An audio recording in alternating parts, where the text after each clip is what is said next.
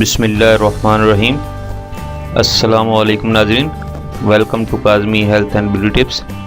امید کرتا ہوں کہ آپ سب خیریت سے ہوں گے۔ دماغ، اعصاب اور نظر کی کمزوری کا آسان علاج۔ خشخاش 1 پاؤ، چنے کی دال 1 پاؤ، گری 1 پاؤ۔ ترکیب تیاری: سب چیزوں کو باریک کر کے 1 پاؤ دیسی گھی میں ہلکی آنچ پر رکھ کر پکنے دیں اور ہلکا براؤن کر لیں۔ جب یہ حلوہ جیسی شکل اختیار کر لے تو اسے اتار کر فالتو گھی نکال دیں۔